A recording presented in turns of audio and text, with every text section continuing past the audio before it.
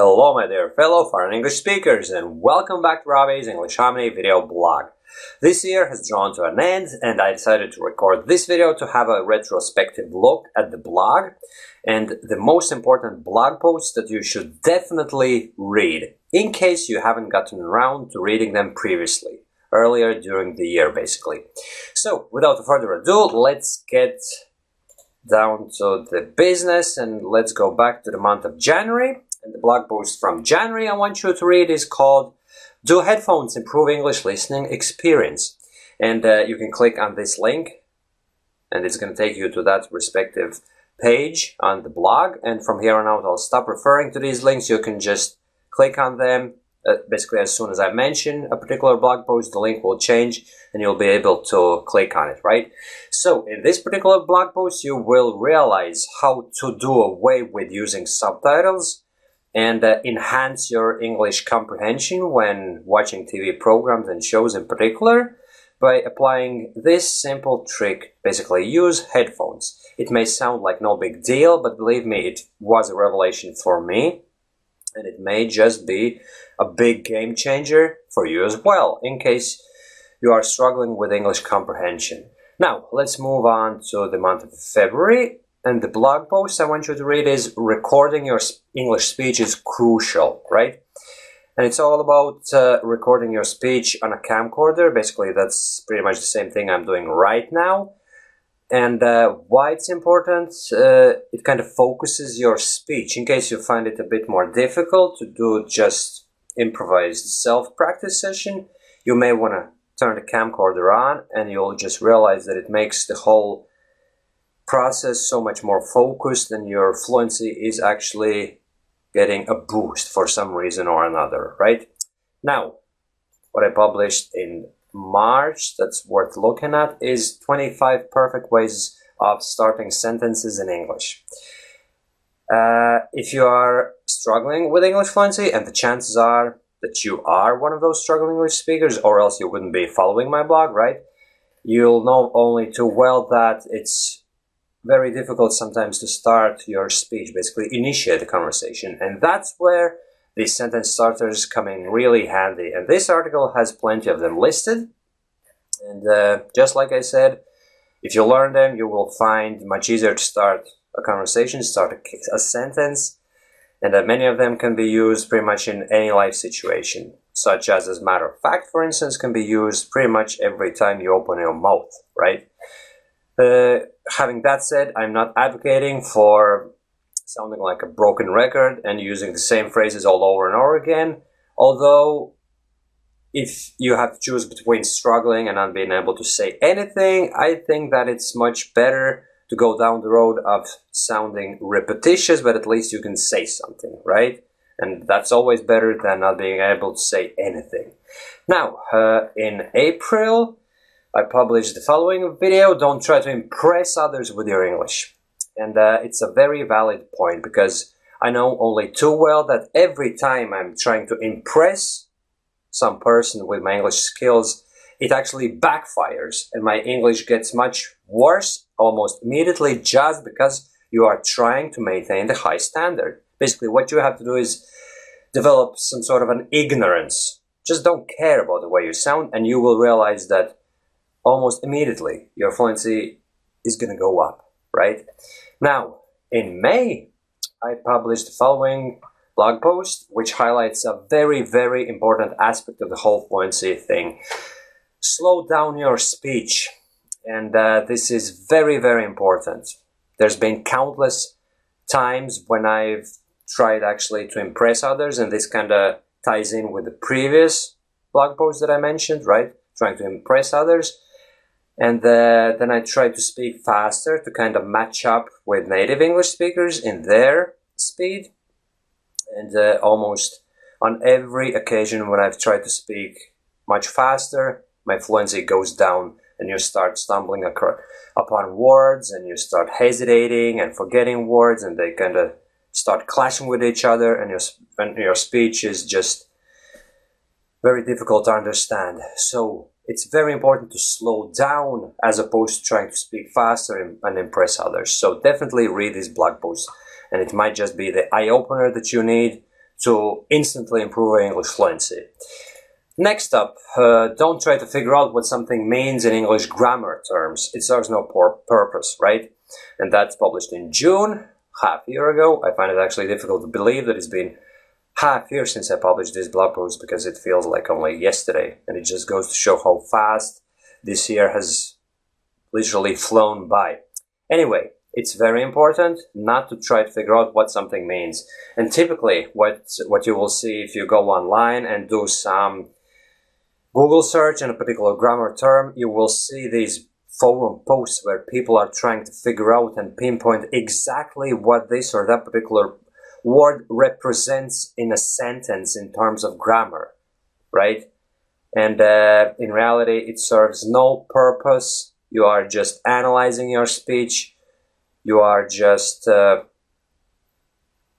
wasting your time and energy. Instead, what you should be doing is obviously just doing spoken English practice and just learning how to use this or that particular sentence structure in a speech, in a live speech. It doesn't matter what it represents in those grammar terms. It doesn't matter at all, right? So it's basically trying to figure out what yields the best results in terms of your fluency, whether it's spoken practice or trying to figure out what something means.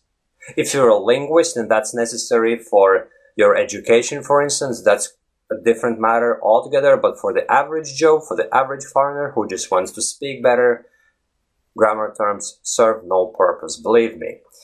Now, let's move on to July. And this video I recorded there was a response to a question that I received on my blog. And it was asked by a person who lives in an English-speaking country, has lived there for years, but really doesn't have many opportunities to speak with natives. This video provides the answer to this problem, basically. If you find yourself in the same boat, definitely watch the video and you will realize what is the very simple thing you can do to remedy this issue. Now, August. Just because you have English textbooks doesn't mean you possess that knowledge. And that's typical of so many foreigners, because I was the same a few years ago. I was having all these fancy English grammar books, textbooks, and it kind of gave me the comfort that for as long as I have these books, I have all this material, I kind of possess it. I know it all. But it's all that it is it's just a reference material. Unless you know it all and you can actually use it, it's good for nothing, right? So don't fall for the trap of acquiring plenty of English textbooks and kind of comforting yourself that that makes you a better English speaker, because nothing could be further from the truth, my friends. Now, in the month of September, I published a video called Importance of Improvisation when Speaking in English. And that's actually a very important aspect of the whole English fluency improvement. When I record these videos, for instance, for you guys, I improvise a lot. I improvise the whole time. And it's a skill that only can be developed by way of spoken English practicing. You have to do it in order to become good at it. You can't just become very good at improvising out of nowhere. It requires a lot of time. It requires months and years of constant practice, but you will get there for as long as you put in the necessary effort, put in the long hours of spoken English practicing. Been there, done that, and you can definitely hear the way I sound, and it's all because I've been doing that, right? Now, the month of October, take advantage of people who make you really fluent in English. You mightn't have realized this by now, but there are definitely certain people, well, if you live not in an English-speaking country, but in your own country where you don't have any chances to speak with others, that's different. But in my case, for instance, and I know for a fact that plenty of my blog readers live in English-speaking countries, there's definitely people that you speak with in English almost on a daily basis, and there's a chance that one or two of those people bring out the best in your fluency. You basically feel most comfortable and the most confident with those people. So what I'm saying is spend as much time as possible with those people. Take every opportunity you have to speak with them, because if they bring out the best in your fluency, that's a very good way of keeping improving your fluency, pushing the boundaries, raising the standards, because every time you meet those people, you can speak so much better. And for me, such a person is my former work colleague, and as a matter of fact, I'm meeting up with him tomorrow, and I know for a fact that the moment I meet with him, even if I would be having slight fluency issues on the same day, the moment I meet with him, it's like back to normal every time. My fluency is just like that of a native English speaker, and it's a great feeling. So if you have that kind of person, don't let any opportunity go by of speaking with him, or her for that matter. And November, terrible English fluency issues, you're not alone in this. And this is something that I realized when I was visiting my home country a couple of months ago. I spoke to a person who told me that they are having these terrible fluency issues, and basically when they revealed the whole picture, it was pretty much all the same issues I was experiencing all those years ago, and it's what you are probably going through. But the funny thing is, that person, it's not really funny, it's quite saddening, to be honest with you, but that person was under the impression that they're alone in that what they're experiencing is experienced only by them. And they thought that it was some sort of mental issue, which is exactly the way I felt.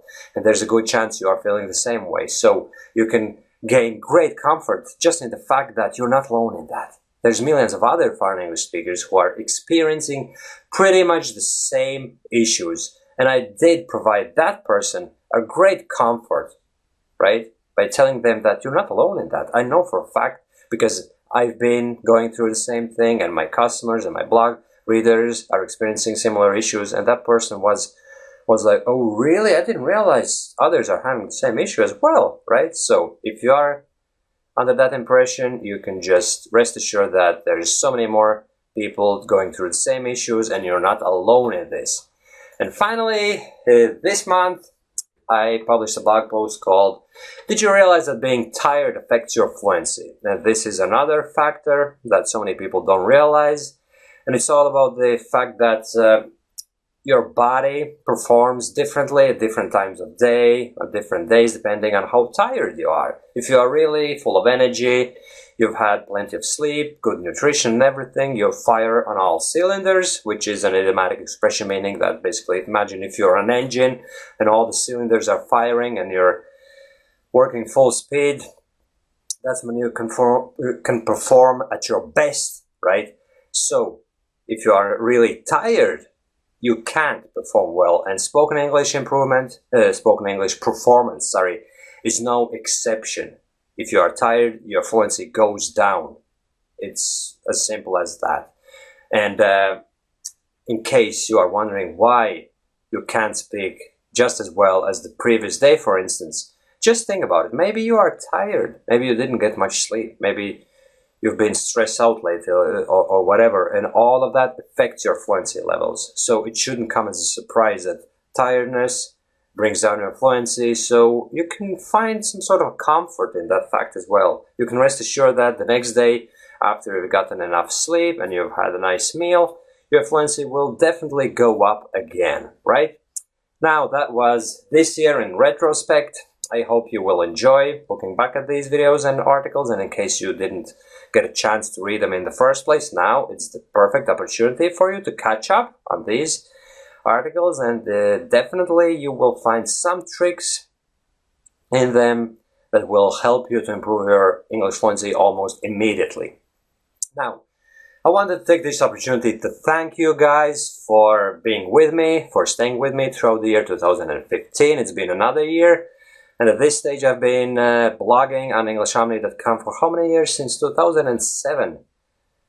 That's 8, 9, 10, 11, 12, 13, 14, 15. That's 8 years in business, right? That's quite a not reasonable, but quite a long period of time. And in another 2 years, it's going to be 10 years since I'm helping you guys to improve your fluency. And I have to tell you that I've improved myself a great deal while being engaged with you. So it's So basically, I'm benefiting from helping you, and you're benefiting from me helping you. So it's a two-way process. And I really enjoy it, and I hope to stay with you for the foreseeable future. I'll keep blogging on this blog for as long as I possibly can. So I will finish off this video by wishing you all a very happy new year, and may all your dreams come true, bar one, because you always have to have that one thing that you're aiming for, but you haven't quite reached it, right? Because when you have everything, that's when you stop being really motivated and driven, right?